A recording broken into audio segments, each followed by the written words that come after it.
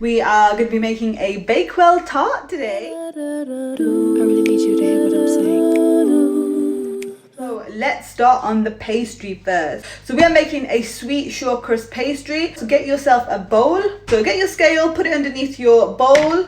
Put your scale on. We're going to weigh in our plain flour first, and it's 215 grams of plain flour. So just add your flour in slowly until you reach 215 grams. So put your scale on 0. So get your icing sugar, 30 grams of icing sugar. Okay, so add it in slowly until you reach 30 grams. And just give that a little mix with your spoon just to combine both of those things together. Unsalted butter. So it's 175 grams of unsalted butter, cut up into small cubes. Make sure your butter is cold, straight from the fridge. So once you have got your butter in there, what you're going to do is get your hand stuck in there. Well, you move the scale out of the way first, obviously. Turn that off. Don't want battery to run out on the scale.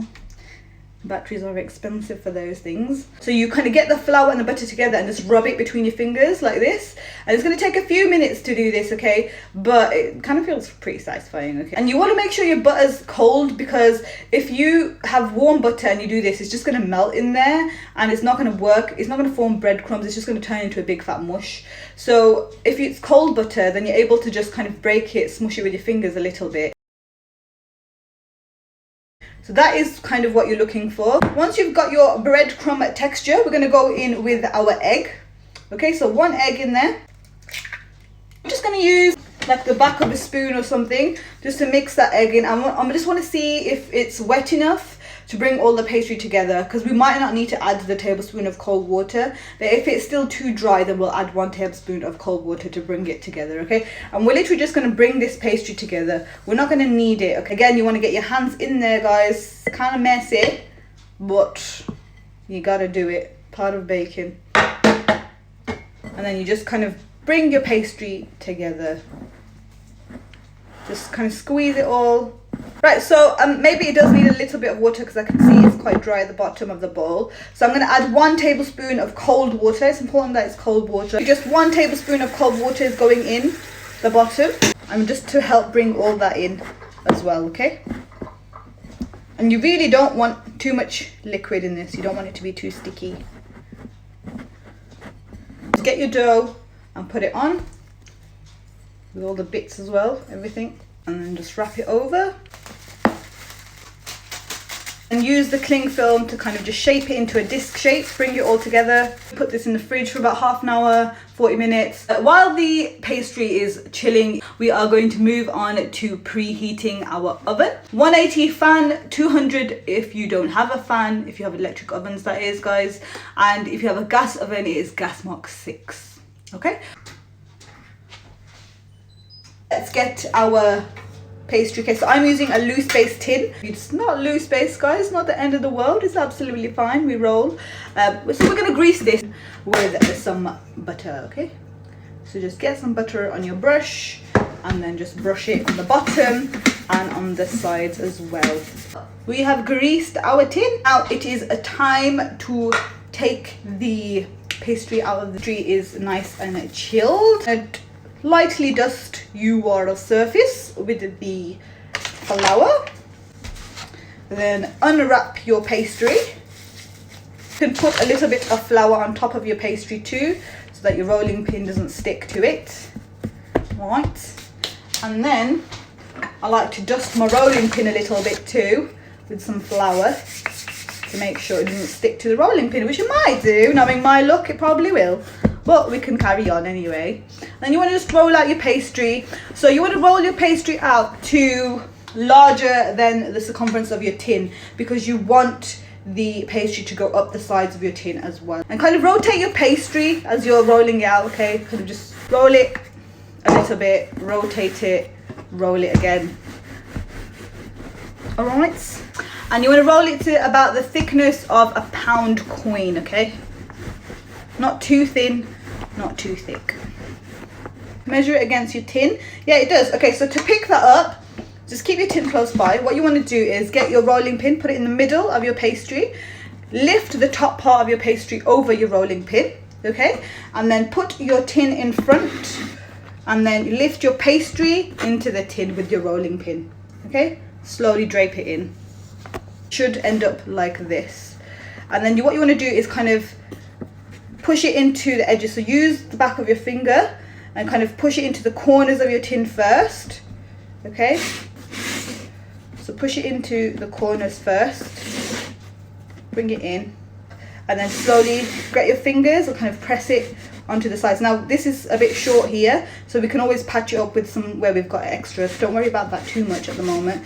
Just gently kind of push it all the way around. So as you can see, I've got a lot of extra here, so I'm just going to take some from here because we're going to do a bit of patchwork, which you can do with pastry, and we're going to add this bit over here to patch this side up. Okay, I'm going to add it on. We don't really need to trim this side because I want this much overhang, so you want at least a centimetre overhang each side. But where you've got too much, can you see there's got too much here? I'm just going to trim that off, okay, a little bit. So you just want to trim it a little bit because it will shrink, so you want that overhang, okay? Get some baking paper. So we're going to fill this with baking beads, but we're going to put baking paper in there first. So you're going to cut a piece of baking paper that is actually bigger than your actual tin. You scrunch it up. And then we put it into our pastry case. Okay.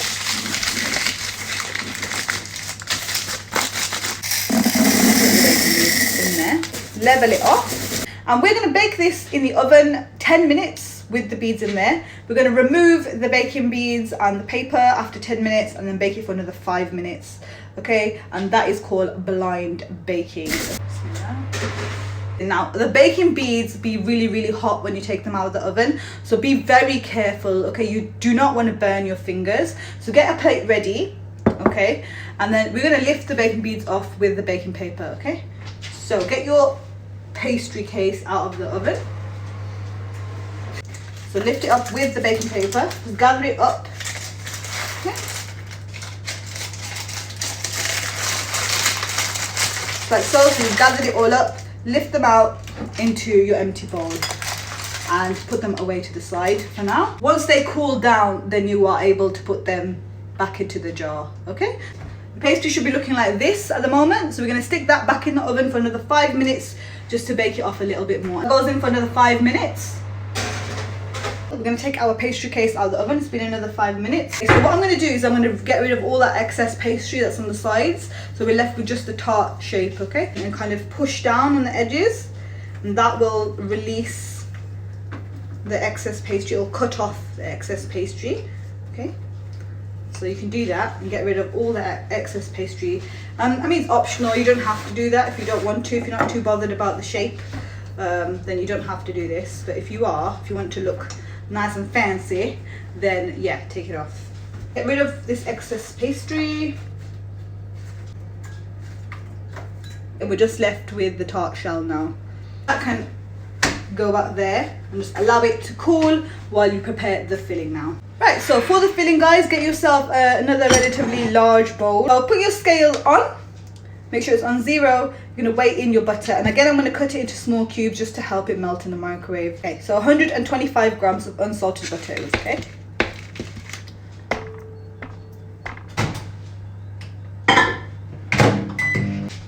Melted our butter in the microwave. Just gonna stick that back on the scale. Put your scale on.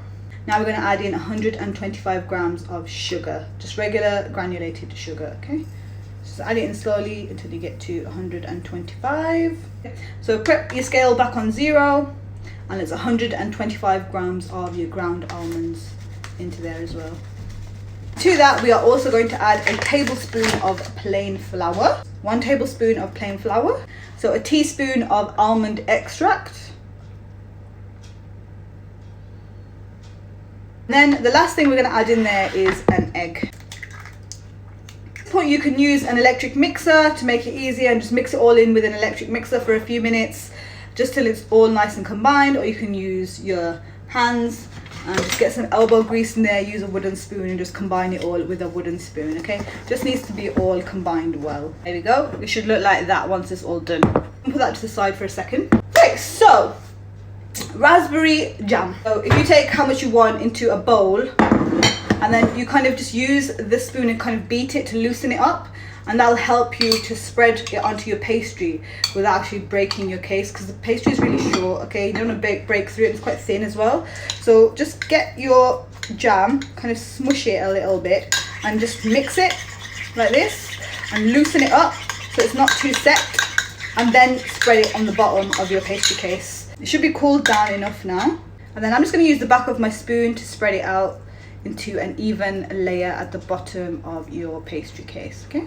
So once you've got your even layer of jam at the bottom of your pastry case, you're ready to fill it with your frangipane that you've made. Get that in there too. Put it into your case. Just basically spread out your frangipane first into an even layer. Just use your spatula and guide it.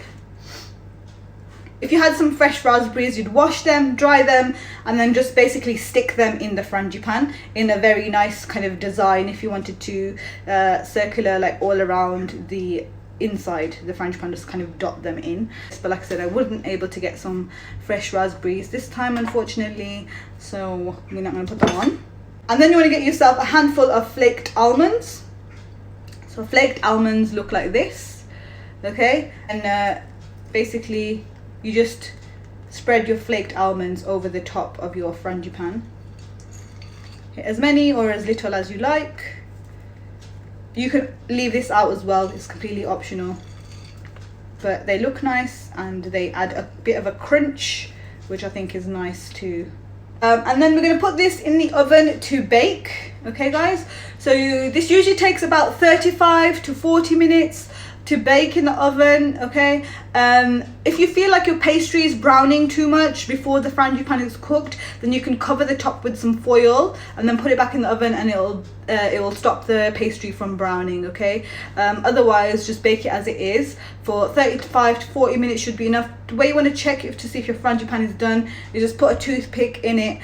If it comes out clean, that means it's baked. If it doesn't, then just give it another 5 minutes until it is actually completely baked. So that's going to go in the oven now. Once it's baked, you take it out and you let it cool completely. Now once it is cooled completely, once it's baked, once it's cooled completely, then you prepare this icing to drizzle over the top, and I'm going to show you how to make the icing, okay? So I normally make this icing with a piping bag, so I put it in make it to the consistency where it's thick enough to pipe. You can use a spoon and kind of spoon it over the top if you want to. You might want to make it a little bit thinner if you're going to spoon it. But yeah, so let's make the icing. So you need 40 grams of icing sugar. If your icing sugar is kind of clumpy, you might want to sift it. Mine's a fairly new pack, so it's okay. So I don't really need to sift it. So 40 grams of icing sugar, just half a teaspoon of almond extract. I'm going to start off with 1 teaspoon, and then we're going to work up if we need, and see how thick it is, because I'm going to keep mine pretty thick to pipe. That's still pretty dry, so I'm going to add a tiny little bit more milk in there. Another teaspoon-ish. So that's 2 teaspoons. And then just mix it. Yeah, that should be enough. We're just going to mix it until it's a thick paste, basically. Should basically run off your spoon, but run off very slowly. So that's the texture that you want if you're going to pipe it. And if you are going to spoon it, you might want to make it a little bit thinner than that, okay? Cut off the end and then drizzle your icing over the top.